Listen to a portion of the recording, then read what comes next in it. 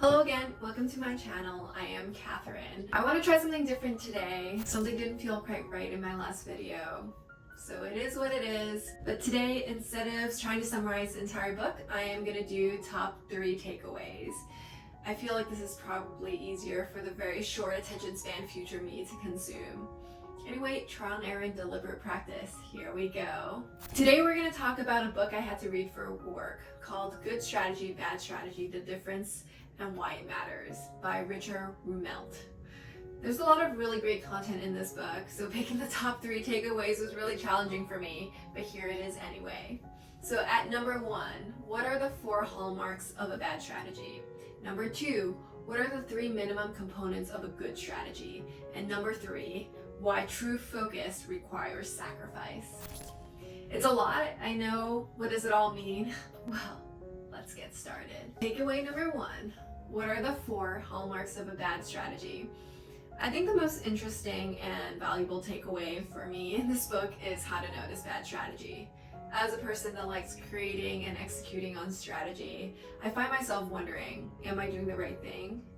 Am I creating right strategy? Am I executing on a sound strategy? Would I even know if I'm doing the wrong thing? I think that's probably the scariest question for me, and why I feel like it's important to understand how to spot bad strategy, and why I've chosen the 4 hallmarks of a bad strategy as my first and most important takeaway for this book. So let's dig in. Rumelt lists the 4 hallmarks of a bad strategy as fluff, the failure to face the challenge, mistaking goals for strategy, and bad strategy objectives. Let's talk about each one. The first hallmark was fluff. Rumelt defines fluff as a superficial restatement of the obvious, combined with generous sprinkling of buzzwords. Basically, words after words, paragraph after paragraphs to express unnecessary complexity just to mask the absence of substance. We've all been exposed to fluff. We might read things but find ourselves asking ourselves, why do you have to go and make things so complicated? Too complicated for no good reason is fluff, which equals bad strategy. It's not the fact that it's overly complicated that's the problem. I guess there could be possibly overly complicated great strategy. However, for most cases, overcomplication is a way to hide a lack of strategy. The second hallmark of a bad strategy is the failure to face the challenge. Rumelt explains, a strategy is a way through a difficulty, an approach to overcome an obstacle, a response to a challenge. If the challenge is not defined, it's difficult or perhaps impossible to assess the quality of a strategy. To put more bluntly, he writes, if you fail to identify and analyze the obstacle, you don't have a strategy. Instead, you either have a stretch goal, a budget, or a list of things you wish would happen. It's really sassy, but I love it. I think it's a great reminder. Sometimes I find myself too busy and frantically just trying to get things done. And I forget to ask myself why. Why am I doing these things? What am I even trying to solve? If you can't define what you want to solve, what the challenge is, there's no way you can figure out what success even looks like or if your strategy will lead to success. No challenge, no strategy equals bad strategy. The third and fourth hallmark of a bad strategy is mistaking goals for strategy and bad strategic objectives.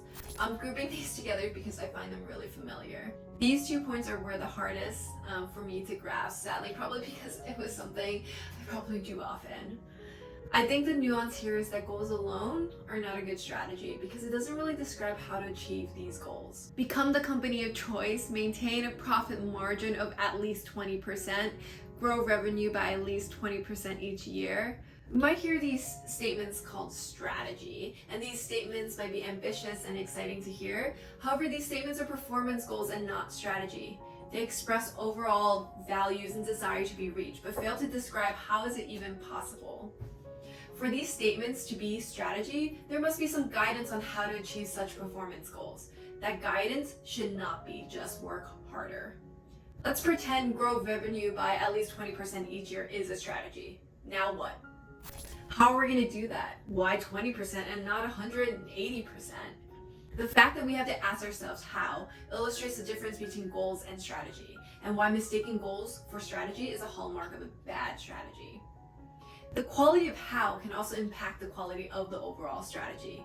In addition to having a challenge to solve in the first place, for a strategy to exist, there must be some believable connection that help people understand and actually believe that this way of doing this strategy, is better than other ways of doing this. We need to have operational targets. And Rumelt called these objectives. To help clarify this distinction, it's helpful to use the word goal to express overall values and desires, and the word objective to denote specific operational targets. For example, the United States might have goals of freedom, justice, peace, security, and happiness. It is strategy which transforms these vague overall goals into coherent sets of actionable objectives. Defeat the Taliban, rebuild the decaying infrastructure. However, if you have bad objectives, your strategy is bad as well. Even if you identify the challenge, if you identify the wrong things to strive for to overcome the challenges, and you figured out how to achieve the wrong things, you're not going to succeed in overcoming these challenges. If you pick the wrong set of actionable objectives to implement, you have a bad strategy. Objectives need to be coherent.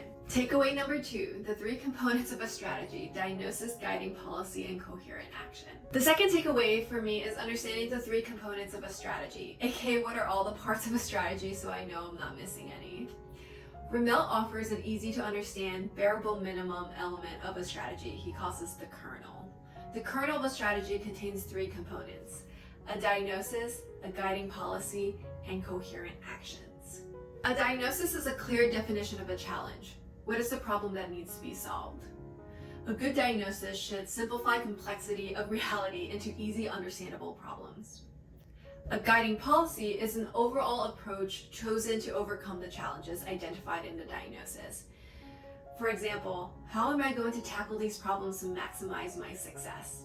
A good guiding policy should describe how new patterns of advantages and disadvantages are created.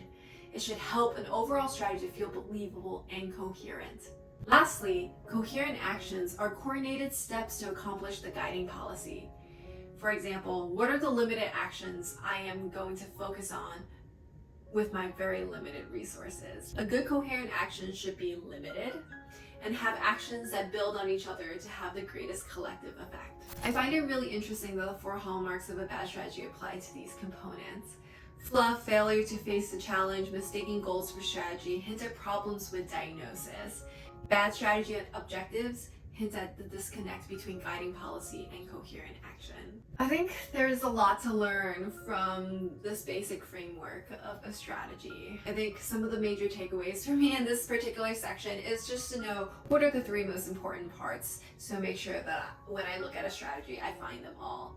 And I think another thing to kind of really note is that it makes this point in every situation there's always advantages and disadvantages in the world. However, for a strategy to be effective, it needs to really change the dynamics of where advantages and disadvantages are. Mel gives a lot of great examples of how this kernel actually works in the reality. I'm not going to summarize it all, but I do want to kind of focus on what I really learned from this section, which is good strategy involves identifying real challenges that you want to solve, figuring out the unique imbalances that causes these challenges, uncovering disproportional areas that you can really impact, and setting up limited, coherent, and specific actions to tackle these areas. And then really just focusing on doing those very, very limited things. If you can focus and do those limited things, you can probably avoid bad strategy, and it's probably doing a good strategy. So my last takeaway number 3 is focus requires sacrifice. I think this sounds a little bit scary, but I think sometimes reality is a little bit scary. Rumelt has this really interesting quote, and he writes, strategy involves focus and therefore choice. And choice means setting aside some goals in favor of others. Rumelt writes that bad strategy is often due to the active avoidance of hard work of crafting a good strategy. One common reason for choosing avoidance is the pain and difficulty of choice. When leaders are unwilling and unable to make choice amongst competing values and parties, bad strategy is the consequence. This really hit home for me. I have a particular hard time saying no to people's ideas, especially if they're possible and the other person obviously put in effort in creating it. I always feel a sense of guilt, and I would like to avoid the hardship of saying no by saying yes. But I think that by saying yes, I'm decreasing the quality of my strategy and not doing a favor to anyone. I need to acknowledge that for a strategy to work, it requires focus, and to maintain focus, there will always be the need to say no. not just to bad goals or action items, but probably very reasonable great goals and action items. Focus requires sacrifice, sometimes potentially very good goals to accomplish a very narrow set of important things. Well, that was longer than expected and pretty rough. There we have it, 3 takeaways that were most meaningful for me in this book, Good Strategy, Bad Strategy. I hope this was really helpful and interesting. All in all, I found this book really thought-provoking. Although I'm not surprised by the concept, I thought the framework introduced, the diagnosis, guiding policy, and coherent action really helped me simplify my thoughts in evaluating strategic work. I mean, it's helped me already in everything that I do at work. I think it also helped me identify areas where my actions wasn't really aligned with my beliefs, aka somehow I magically understand that my time and energy is finite, but somehow act like it's possible to say yes to all reasonable things in the world, and somehow just think that it'll all work out. I think it's also interesting that I find myself really having a hard time with these book reviews and struggling to really summarize these books. I think it's forcing me to really think about what I've read and what are the most important takeaways for me personally. So yeah, I feel like I'm actually deliberately learning and growing from these experiences. Well, anyway, thank you for listening to me ramble. I hope you enjoyed this video, and feel free to subscribe for more of my ramblings. See you next time.